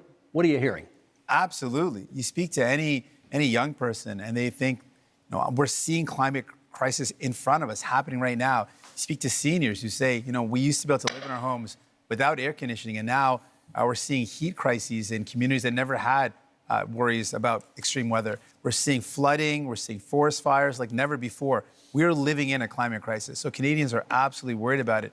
As soon as we come into a summer, we start seeing those forest fires again. It's top of mind for Canadians because they're living it, they're seeing it. And I want those Canadians to know, Mr. Carney is not going to end those fossil fuel subsidies unless I'm there to fight back. Mr. Poilievre wants to let big polluters pollute as much as they want, poison our beautiful land, our water, That's not true. and air. He wants to let them dump into our oceans. I'm going to fight back and defend our environment. Monsieur Blanchet, on the issue of whether or not people still care about climate change. I think people should be kept very informed about climate change because we are in a very strange denial situation about climate change, which still exists and is very expensive. And I'm sorry to crash your party, guys, but you are telling fairy tales. Clean oil and gas is a fairy tale. Large-scale carbon sequestration, sorry, I'm French, is a fairy tale. It does not exist. If Alberta wanted to exploit oil and gas and it were not a matter of pollution, I wouldn't mind at all. That's their business. Our own powerhouse in terms of energy in Quebec is clean energy. We are the best place in the world to achieve that. Our market is the northeastern part, Democrat part of United States. We want to keep our money to create wealth in Quebec for Quebecers. Let us be different because we can afford to be different. Let me give. I will get to you because I said I would. But you've taken a couple of hits here, and I want to give you a chance to respond to some of the things that people on this side of the stage have said. Thank you. Well, first of all, we do support protecting the environment. We want to ban the dumping of raw sewage into our waters. We want to hold large corporations to high environmental standards to protect our water and air. But we cannot do that by raising taxes and sending jobs overseas, as Mr. Carney is proposing to do. That has been the approach of the last 10 years of the Liberal government. What the biggest companies that develop our resources say is that we need to repeal the Liberal anti-development law C-69, a law Mr. Carney wants to keep in place. They say we need to repeal the industrial carbon tax and get rid of the Liberal energy cap. We need 6 months approvals in order to take back energy security and energy sovereignty. We can summarize that. He wants to let them pollute as much as Mr. possible. Carney, hang on. Last and word to Mr. independent Carney in this change. segment, please. Thank you very much. You know, I was born in Fort Smith in the Northwest Territories, just north of what the oil sands became. When I was born and when I was growing up in Edmonton, early days, it was a fairy tale, quote unquote. But you know what happened? Canadian ingenuity, Canadian engineers, Canadian governments, both the federal government and the Alberta government got together and converted this. The worst pollution If I in the may, world. If I may. The worst pollution May I in finish? the May I world. finish? May I finish? 10 more seconds to finish, please. Let him finish his point. That's the opportunity we have. That's the opportunity we have in carbon capture. That's the opportunity we have in small modular reactors. That's the opportunity we have in hydrogen beyond. This country can be a clean energy superpower. My government will help deliver it. And that is time for this segment. Gentlemen, let us go to our final theme, which is called Leading in a Crisis. Canadians know how to weather a storm. Canadians know how to get through a difficult time. If, at the end of the day, we end up with the balance of power, Quebec is safer than it could be in any other scenario. Now is not a time for weakness. Now is the time to take back control. Canadians are always ready when someone else drops the gloves. Okay, leading in a crisis is a pretty broad theme that allows us to explore many different avenues here. So let's get to it. Mr. Carney, you get the first question this time. We haven't balanced a budget in this country in 17 years, and 10 of those years were under your party. You have pledged to get us to a balanced budget in 3 years. Question is, how?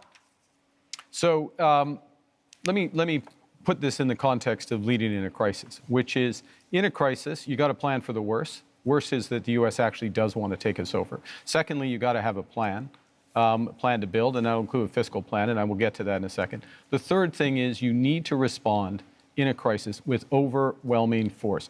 You need to think big. You need to move rapidly.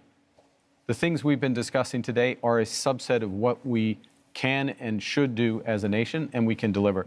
And government can play a role, but its role has to be catalytic. And so our approach is that we will slow the rate of spending. It's been growing at 9% a year, operational spending, program spending, away from transfers individual, 9% a year. We'll slow that to 2%. We will focus on a small amount of capital spending by the federal government in order to drive enormous private investment up to $500 billion by 5 years. Thank you, Mr. Carney. Ukraine surely constitutes a crisis. Leading in a time of crisis, Mr. Poilievre, question for you. If the United States withholds support from Ukraine going forward, do you believe Canada should commit more to assist? I believe we should continue to support Ukraine. Our party supported donating missiles that the Canadian military was decommissioning. We supported funds and other armaments to back the Ukrainians in the defense of their sovereignty.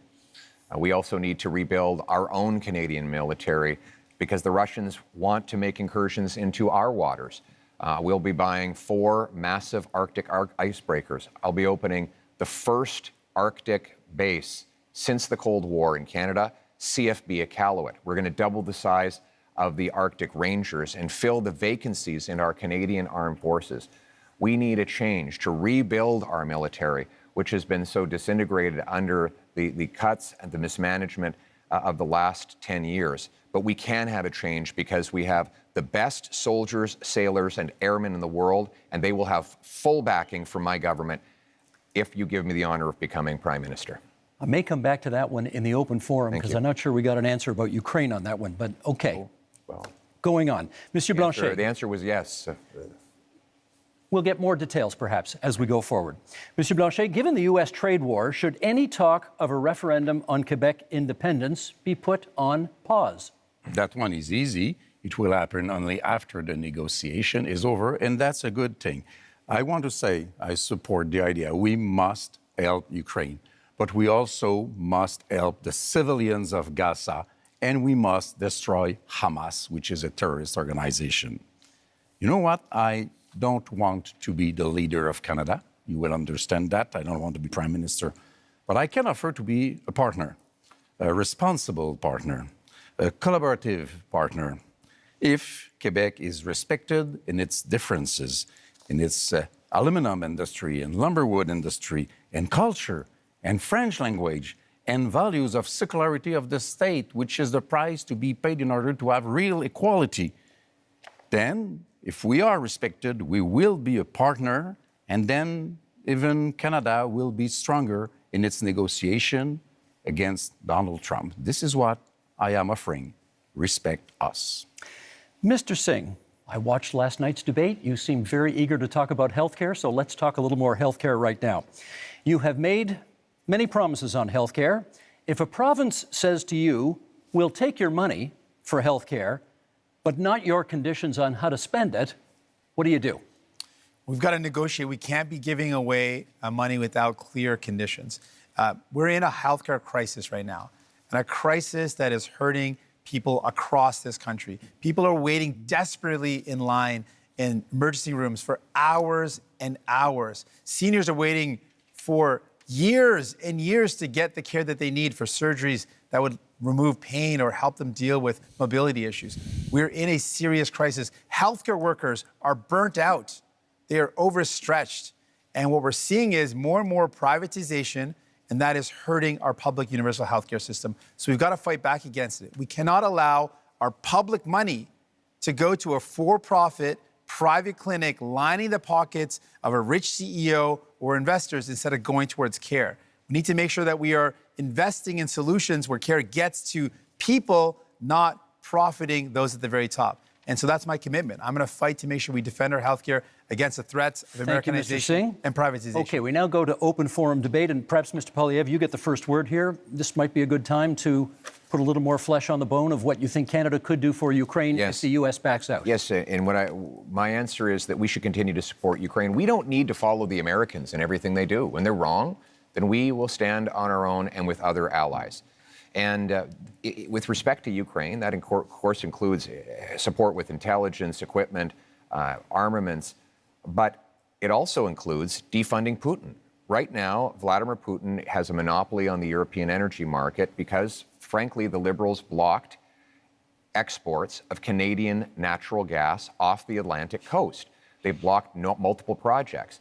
I would rapidly approve those projects on national security grounds so that we can actually ship Canadian natural gas over to Europe, break European dependence on Putin, defund the war, and turn dollars for dictators back into paychecks for our people. Mr. Carney, you wanted to add? Well, I want to go to the situation in Ukraine because it's very important. We've been a steadfast, Canada has been a steadfast ally, and Canadians have stepped up, welcoming Ukrainians into their homes and supporting them in other ways. In my first month as Prime Minister, we joined the coalition of the willing to support Ukraine as the U.S. stepped back. So led by France, the United Kingdom, with Ukraine numbered European nations, Australia, ourselves, New Zealand. That's an example of how the new world is going to be. Canada participating in these areas and helping. It also means open trade. Mr. Poilievre voted against free trade agreement with Ukraine. It means aid for Ukraine. Mr. Poilievre wants to cut foreign aid, including for Ukraine, or not. He didn't mention support for aid for Ukraine. We have to stand by them. We have to be there, and this government has been. Mr. Singh. New Democrats absolutely support standing with Ukraine and will continue to do that. But I appreciate the opportunity in talking about leadership in crisis, talk about many of the crises that we're up against. And one of the crises we're up against in our country with the threat of Donald Trump, with the threat of the trade war, and with the privatization and Americanization of our healthcare system is the healthcare system. And what we have learned today, Mr. Carney mentioned slowing operation spending. That's a cut to services. He said his plan. He has a plan to balance the operating budget within 3 years. That's going to require massive cuts to spending. We calculated that at $43 billion in cuts. In fact, Rosemary Barton, when he was on the show on February 16th, he said he would cut spending. He said it would be in operations. He defined it as transfers in health. And finally, longtime Liberal and former House Leader Karina Gould said that Mr. Carney's plans would mean massive cuts. That's the only way to achieve it. So, Mr. Carney, do you think it is leadership to cut health care at a time when it is in crisis? I think it is wrong. We can't do that.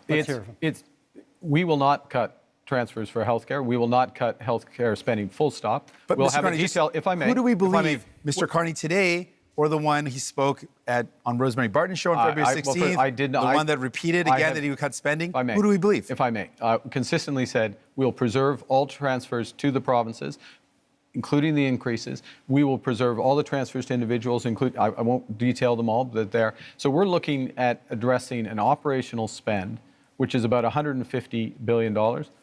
We will address that. We will make it more efficient, and we will do it in 3 years, and we'll balance that budget. Monsieur Blanchet. I am 6 minutes behind Mr. Carney, so I will speak a little bit longer. First, I will support any initiative which will bring Canada aligned with Europe and NATO in order to be stronger and facing new threats. Good. I believe that 2% won't be enough. I'm not more in favor of war than anybody else, but we have responsibilities, and our main ally is removing himself from the stage. So we have to step up. We have to do our part. I want to go somewhere else entirely, however. I want to ask Mr. Carney, if we're speaking about leadership here, if Quebec and Canada were to say, you are not being given a majority government, there will be more conservatives than you would like, maybe more New Democrats than you would like, and more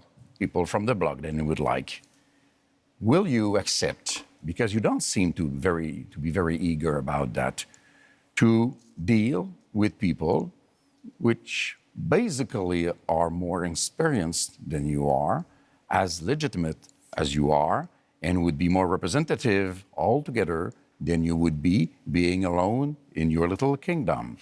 And I want also to propose to you all guys that 1 week after the election, we all meet, whatever the result, and we start dealing with this crisis together, because this is what people, either they are from Alberta or Quebec or wherever, this is what people expect from us. Mr. Carney, is that something you could get behind?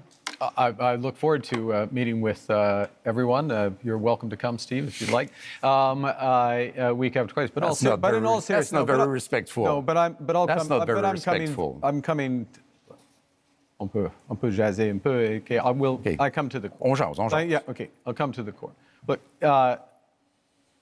in a crisis, yes, you need a team, and you need to bring the country along with you. So what I did in the first week was to bring the premiers together, meet with all the Indigenous leaders, and move forward in that context. Now the question is, who's going to lead out of this? Whoever leads out of this, if I may, Mr. Blanchet, merci, thank you. Whoever's going to lead out of this is going to need to work with all the provinces, work with Labour, work with Indigenous leaders, work with all Canadians to bring them forward in a united front. And if I make this last point, one of the things that has happened, which is a credit to those people at home, is that Canadians are coming together. And it's our responsibility to meet the strength of Canadian unity. Still lagging, I have one small point to make. Yep. You will be elected, if you are elected, in the parliament where there are other leaders.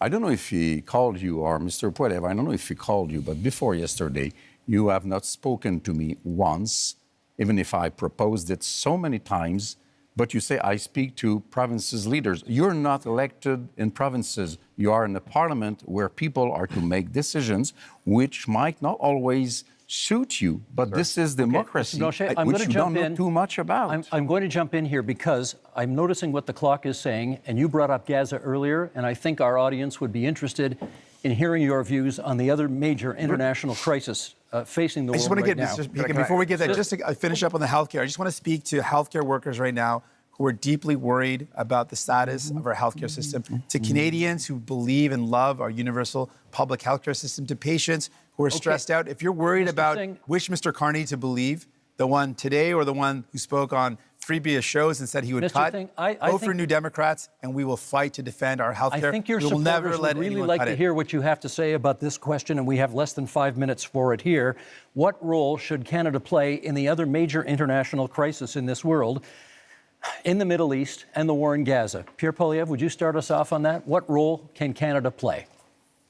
Well, first of all, we must condemn Hamas, and more importantly, the terror sponsors in Tehran who initiated the attacks, the horrific attacks of October 7th. We need to defeat the terrorists so that all the peoples of the world can live in peace and defend the right of, yes, Palestinians to have their own lives free from the oppression of Hamas dictators and Iranian intervention, while Israel has the ability to live in freedom and peace. But I also want to say, we need to get back to the Canadian tradition, which is that when people come to this country, they leave foreign conflicts behind.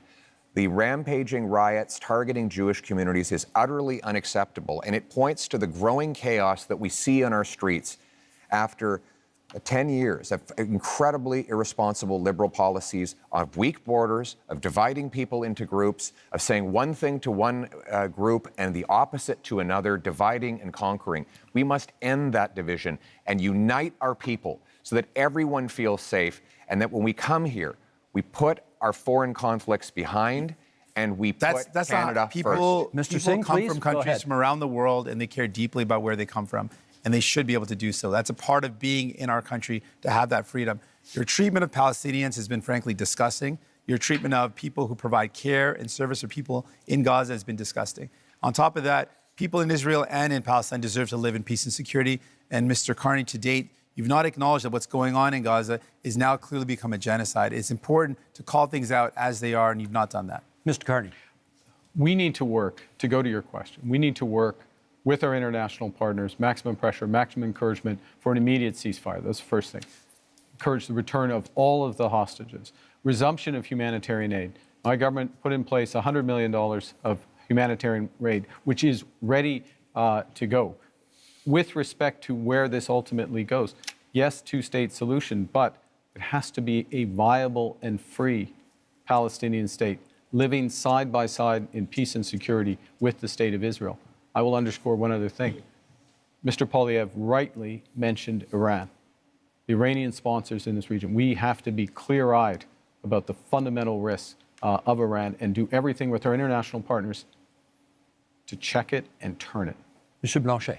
If we are to work together, we will have to be consistent. The Jewish community in Quebec and Canada is harassed by a very little minority of radical Islamists.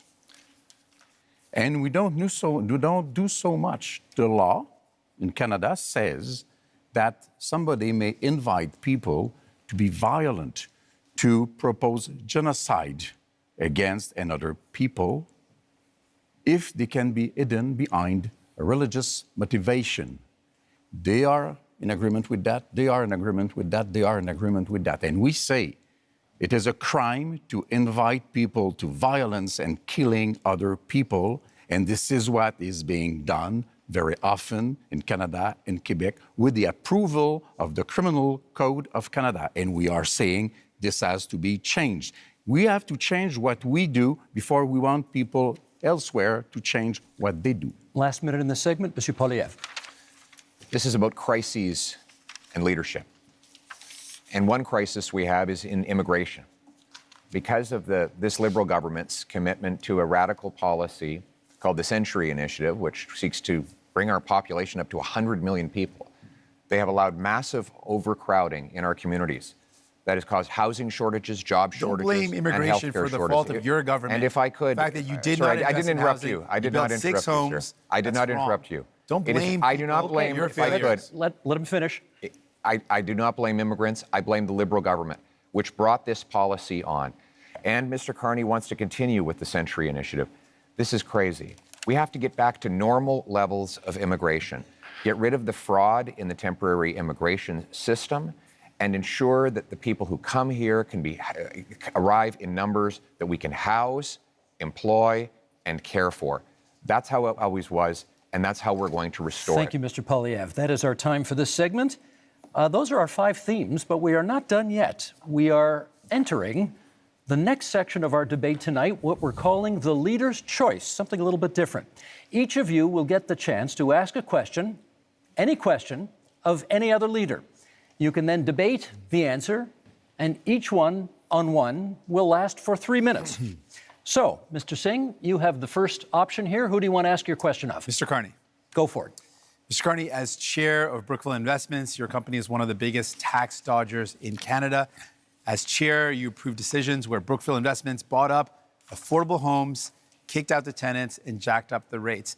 As Prime Minister, one of the first things you did was a tax cut that helped out mostly millionaires. And you have a plan to cut services for people. Now, I expect that of Mr. Pierre Poilievre and the Conservatives. That's very much a Conservative plan. But my concern is that doesn't sound like what people want for a Liberal leader. So my question to you is, Mr. Carney, whose side are you really on? Thank you very much for that question, Mr. Singh. I'm on the side of Canadians. I'm in this for Canadians. I work for Canadians. But your track record doesn't show that, though. No, I have a track record of public service for this country. Go back to something Mr. Blanchet referenced earlier, which is have I resolved any crises? We're in Quebec. If you ask anyone in the finance industry, if you ask anyone in government in Quebec in 2008, they'll know that I resolved the biggest crisis in Quebec. Yeah, You won't have fun. But 60 million But of may dollars. I? But I'm This in is for these fairness two only. with Mr. This is Singh. for these two. Mr. Singh. Yes, I have had a long career in the private sector. I'm proud of that career. I've always acted with integrity, and it brings me with experience that I can apply no one's in this questioning your moment, integrity, moment sir. of crisis. And you certainly have served the country. But the problem is, who have you served? You've served to benefit those at the very top. You jacked up the price of homes for people living in affordable homes as a strategic decision. You dodged taxes. And then your decisions as Prime Minister show you're not prioritizing people, but you're prioritizing big business and billionaires. So what have we done as a government directly? So we've gone directly to workers using all of our proceeds from the tariffs, committing all of them for workers, the workers most affected But industries. the employment insurance isn't unlike high enough. Unlike others who But the amount, plan though, to let's use talk about them, the amount. use them to cut taxes. We are The amount focused of on. the EI is not high enough, though. You have to accept that. Right now, it's there only will be covering- additional programs. I am fully confident that the next government, whatever government is formed, or certainly if I'm in the next government, we will make additional programs. But you didn't do that for so those far, work- though. Well, I can't. You could have. You couldn't, given that we're in an election process. You could have increased the amount, though. May I make a core point here, if I may, which is that when you think about workers here today and people watching at home, particularly younger people, there is an enormous opportunity in the trades, in the skilled trades. We are going to build this country in a way that has not been seen before. We are literally talking about hundreds of thousands, not jobs, but careers But I in think the people are trade. worried, Mr. And Carney, that's that- why we're investing in apprenticeships and mid-career But I training. think people are worried, Mr. Carney, if New Democrats aren't there to force Liberals to make sure they remember about people they will forget. Gentlemen, that is time. Thank you for that. Monsieur Blanchet, you have the next question. To whom would you like to put it? Mr. Carney, you avoided quite I would say, skillfully the questions of Mr. Singh. But first, let me correct something. In 2008, not so much by your decision, $10 billion were given to car industry in Ontario, while 60 millions, not billions of dollars, were lent to lumberwood throughout the whole of Canada. I don't believe that's the right way to manage a crisis, since you did not recoup the money from the car industry. Then, you have been the manager of Brookfield. It's supposed to be a green investment fund, but we now know that 50% of the investments of Brookfield is in fossil fuel. It's not so green. You seem to want to support oil and gas industry. That's interesting. You want to support prefab housing, and it's also in the investments of Brookfield, but not in Canada.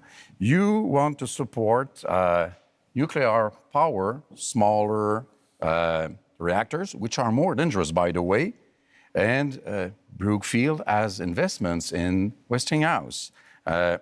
You have hidden the money of Brookfield in Bermuda and Cayman Island, $30 billion. Billions of dollars lost for Canada. You are having your taxes being paid by families, workers, elders in Canada and Quebec instead of paying your own taxes. So I want to know, will you, before the election, reveal all the details of your assets, as Mr. Singh has done, as Mr. Poiliev has done, and as I have done? We have a right to know under those circumstances. Let's let him answer. Well, the first thing is, I want to say a word about, I'll say a word about Brookfield. You know, this is a Canadian success story. It is the largest infrastructure investor and developer in the world. It is one of the largest, if not the largest, developer of renewable power in the world. And who benefits from that? That's Canadian pensioners. That's Quebec pensioners. That is teachers. That firefighters. It is a series of people, including individuals on this stage, benefit from that. Now, always acted with integrity, served the shareholders of Brookfield when I was there. I have left that. I have followed all the rules well in advance. So let's I have followed reveal all your the assets. rules well in advance. Let's reveal your assets like we all did. And working for the people of Canada. What do you own? Why don't you tell Canadians and Quebecers what you own? Monsieur Blanchet, we're moving on to Mr. Poilievre now, who has his opportunity to ask the question of whomever he'd like here, and that will be? Mr. Carney, but if I could begin by setting the stage. The choice in this election is, after a lost Liberal decade of rising cost and crime and a falling economy under America's thumb, do we want to elect them to a fourth term?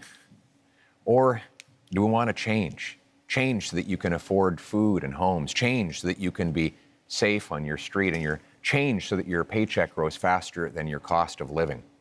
Change with a new Conservative government. Because Mr. Carney is not change. Mr. Carney, in 2020, it was recorded, you began advising Justin Trudeau. It's still on the Liberal Party website today that you are Justin Trudeau's economic advisor. They might want to update your website on that. On June 3rd of 2021, you said that inflation would be a sign of economic progress. And you advised governments, including Justin Trudeau's, your Liberal government, to print money, which led to the worst inflation crisis in a generation. Now, that means that mothers went to bed with empty fridges and empty bank accounts, worried how they'd feed their kids, that seniors worried they'd be evicted from their homes, that young people believed they'd never be able to own a home in the first place.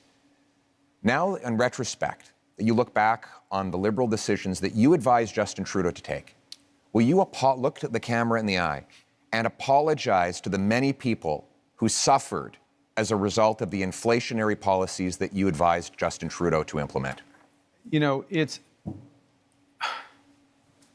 I said earlier, but I'm going to say it again. I know you want to be running against Justin Trudeau. Justin Trudeau isn't here. Are you denying you were his economic advisor? I did not provide any of that advice. I did not provide any of that advice. It's on the Liberal Party website. I'm sorry.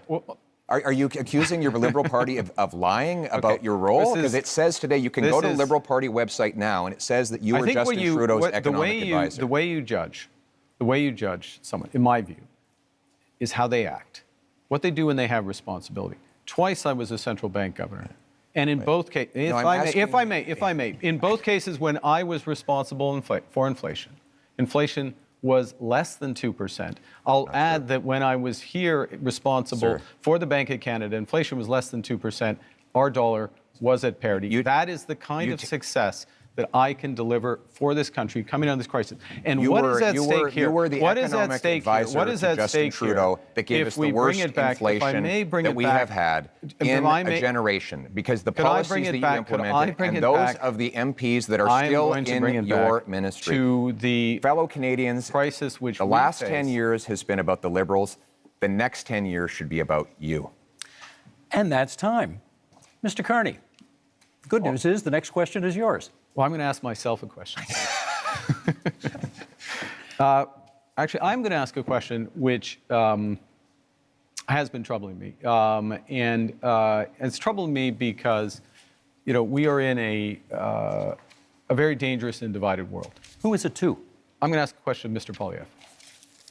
Why not? We're in a dangerous and divided world. We talked earlier about the challenges in the Middle East, the threats from Iran, threats from Russia, Russia's aggression in Ukraine. We have the threats from China, which I raised. We have the United States, which is fundamentally changing its security relationships, its commercial relationships. We have all this. And in the context of that, everyone on this stage, Mr. Blanchet, Mr. Singh, myself, we have our top secret security clearance. We have our top secret security clearance. I got mine within 3 weeks. It wasn't hard, but I felt it was important that I had it so I could be in a position to be informed about that dangerous world and take decisions at. And Mr. Poilievre, it is now 950 days, if my numbers are right, since you've had the opportunity to get your top secret security clearance and you've refused? Why? Well, first of all, I have got my security clearance when I was a minister. I got top secret clearance at the time, so there's no problem getting that.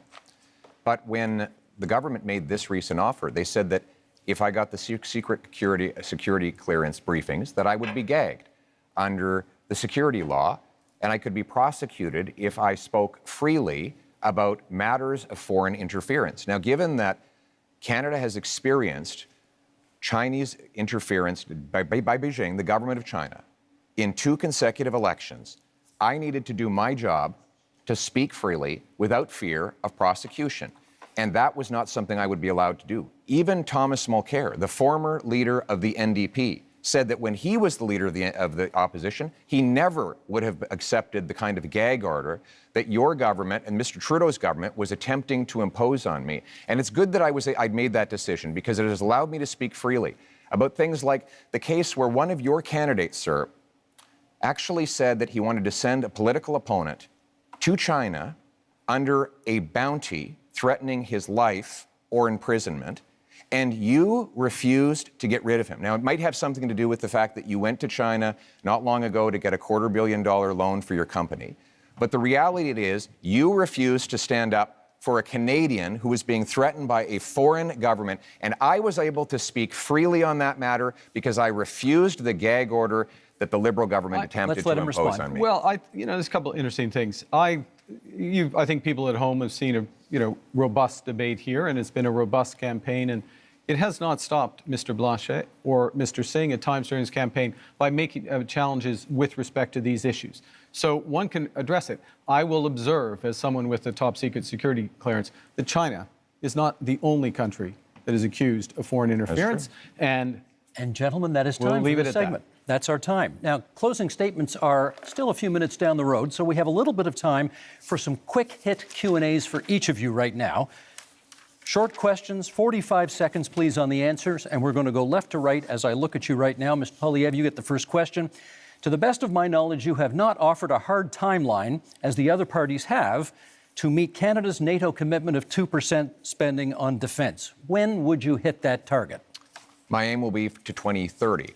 That said, when we renegotiate our trade deal with the U.S., I know it's their priority to see us increase our military budget. One of the things I will say to the Americans is the more free trade, tariff-free free trade we have, the faster we can rebuild our military in Canada and reassert our sovereignty. And we will use that money to have heavy icebreakers in the north, Poseidon aircraft, fighter jets, a new base in the north, double the Arctic Rangers, fill the vacancies in the armed forces, and rebuild the warrior spirit that characterized our military since the birth of our country. We will rebuild our forces, and we will stand behind our veterans. Thank you, Mr. Poilievre. Mr. Carney, your question. You have cut both the consumer carbon tax and the capital gains tax increase that you inherited from your predecessor. Is that an admission that the Liberals made life less affordable for Canadians? I think let me give you the rationale behind both of those changes. First, with respect to the consumer carbon tax, in effect, it'd become too divisive for Canadians. Canadians received rebates. On the whole, they received more than the tax actually was, but some had represented that it was a tax without a rebate. It became divisive. It didn't serve its purpose. It made a relatively modest contribution to overall climate goals. I got rid of it. First act, made Canadians whole. Secondly, but with respect to the capital gains tax, it's come up again, I'll be quick. This is a fundamental issue. We need to build this country. Builders, innovators, entrepreneurs need to be rewarded. That's why I brought it back. And that's time. Thank you. Mr. Singh, would you change the existing cap on immigration? I've said that the level of immigration, first of all, we need immigration. It's fundamentally important to our country. And we speak to any small business owner, you speak to people here in Quebec, you speak to farmers. It's fundamentally important. A couple of things, though, we know we need to be able to set the amount of folks that we welcome to our country at a level that it meets our needs. So I would ensure that we've got an expert panel that makes that determination based on our economic needs. We also know that we should be very clear that the lack of investment from Liberals and Conservatives resulted in the fact that we have a shortage in housing. That's something that we've got to fix. I should also point out that if you are worried about the cuts being proposed by Liberals and Conservatives, vote for New Democrats. We'll fight back to protect Canadians and make sure that we've got the right immigration levels. Thank you, Mr. Singh. That's time. Mr. Blanchet, Quebec, I believe, is now the only province with a carbon tax. Do you think that's fair? It's not entirely true. It's not a tax. What Quebec has is a system by which we invite big emission companies, I don't know how to translate that, to reduce their emissions. If they do not, then they have to pay. It goes into a fund which is invested then in reducing emissions. Our partner is California, which makes this a huge deal about reducing emissions. This is what we do. This is to be compared to what Europe does. And by the way, Europe would impose tariffs on Canadian oil if it ever got there. We're quite proud of that. And we have to be responsible because this is much less expensive than doing nothing to fight climate change. That's time. We're going to do another set of quick hits here, left to right again, and 30 seconds this time. Monsieur Poilievre, you've previously promised to defund the CBC as one of your very first acts as Prime Minister. Is that still the plan? Yes, CBC will continue to operate as a self-funded, Canadian-owned and controlled non-for-profit that raises money like other media organizations through sponsorships, subscriptions, advertising, licensing fees, and countless other things that will ensure Canadians who still want to listen and view its content will be able to do so. And at the same time, we'll allow freedom of the press so that everybody has their voice heard and they can make their own decisions. Thank you, Mr. Carney. The next question to you, 30 seconds. Would you remove some of Canada's legal tax avoidance loopholes that companies that you have worked for have used? Look, I think that what we need to do is undertake a comprehensive review of our corporate tax system and do that on the basis of the right principles. We've got to have fairness, transparency, sustainability, and competitiveness. So we need a tax system, a corporate tax system, including being part of an international minimum corporate tax through the OECD. And that is time. Mr. Singh, the question for you is, if you hold the balance of power after this election is over, what would your price be to support another party? We've laid out our priorities. We want to make sure we bring down the cost of groceries, build homes that people can afford. I can also tell you that we would defend CBC, unlike Mr. Poilievre, who wants to cut it, and we would close tax loopholes and offshore tax havens, even though Mr. Carney didn't respond to that. And selling stocks and shares to make profits and then having less taxes on that is not hard work. And so those aren't the job creators. The people who are job creators are the hardworking men and women that contribute to our economy. Thank you, Mr. Singh. Monsieur Blanchet, kind of the same question. If you hold the balance of power in the next minority parliament, if it is that, what would be the price of your support? Respect for Quebec. That's quite easy. I don't want to go against what Canada wants to do for itself, but I don't want Canada to impose an economic vision or a multiculturalist vision on Quebec, which is different in terms of language and values and secularity and equality between people. So I want to be a partner, and if Quebec is respected, Canada has nothing to fear from the Bloc because we vote for what is good for Quebec. It only has to be good for Quebec. Thank you, Monsieur Blanchet. Now, we have one last question for each of you. We'll go right to left this time as I look at you. Bit of an offbeat question. Mr. Blanchet, what is your biggest regret during this campaign? That's a very good question. I'm not very fond of regrets, I would say, but we should have started sooner to see that we had to create the environment for a deal in which Quebec and Canada would be, one bigger than the other, but partners to be stronger in front of Mr. Trump and showing that maybe nobody here is the partner to let go alone without being surveyed or controlled or supervised by a Quebec voice. Thank you, Mr. Blanchet. Same question, Mr. Singh. Your biggest regret of this campaign? Not being able to meet as many people as I would love to have. It's a short campaign, and so I can't get to as many communities that I wanted to. I think one of the honors of my job is to be able to meet people and to hear their stories, and then to take their stories and concerns and bring them to Ottawa and to fight for those people. And so I want you to know, even if I haven't made it to your community, I'm going to fight like hell to make sure that you're represented, that we never let any government cut our health care, that we defend the values that we care so deeply about. We make my life more affordable. That's my commitment to you. Even if I didn't get to see you, that's my commitment. Thank you, Mr. Singh. Mr. Carney, same question. Biggest regret of the campaign? To be honest, it's the same answer.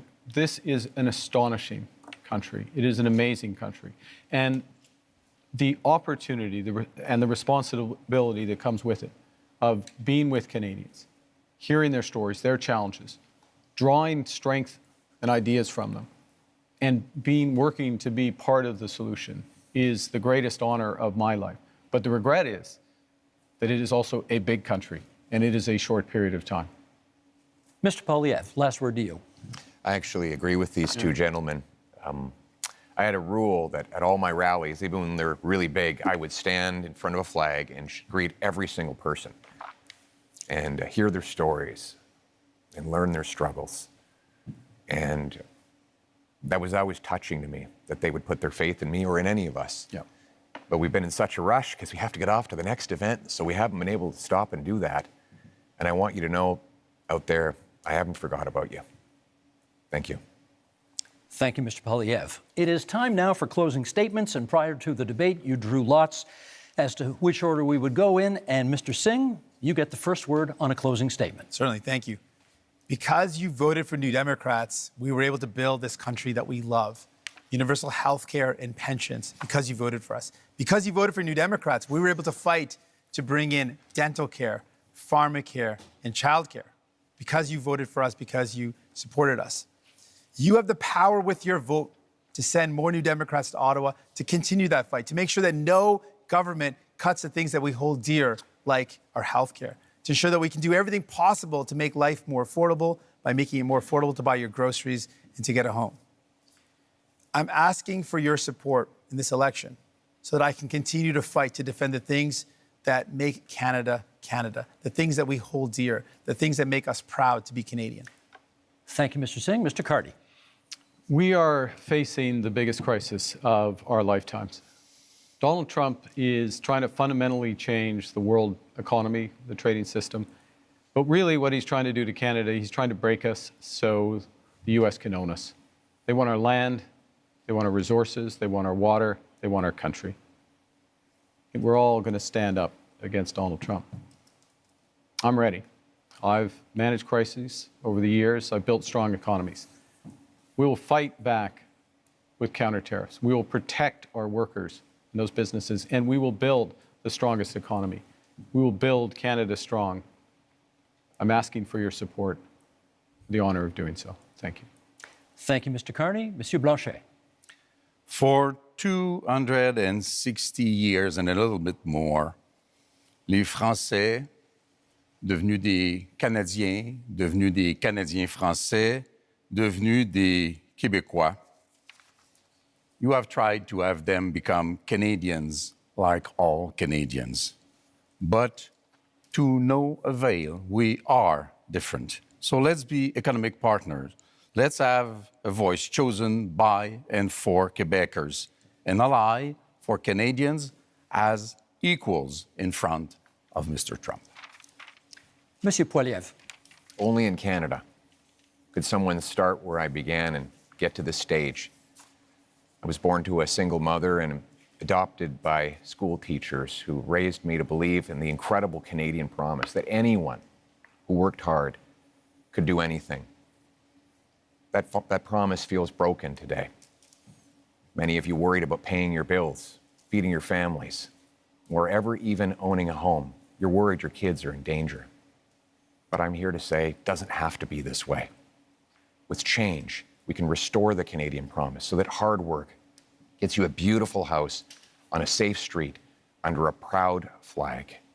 We can do it with hope for a change. Gentlemen, thank you for a very spirited debate tonight. 2 quick points before we go. Number one, One of you celebrated your 60th birthday yesterday on this stage. Yves-François Blanchet, bon anniversaire. Merci beaucoup. Merci. Secondly, you'll notice we didn't have to change the time of this debate because the Leafs already clinched the Atlantic Division title, and therefore we didn't need to move the debate to accommodate a hockey game. I'm getting back at my colleague who was in this position last night, and okay, go Habs go, that's fine. With that, we're done. Thank you, leaders, for being here tonight. We are just 11 days from Election Day, April 28th, but there are many ways that you can cast your ballot starting tomorrow at advance polls. If you intend to vote by mail, that deadline is April 22nd. Make sure to check your voter card for details or contact Elections Canada. This is your democratic right, and we hope you use it. Thank you so much for being with us tonight. I'm Steve Paikin. Good night from Montreal. Thank you. Enjoy that. Bon anniversaire.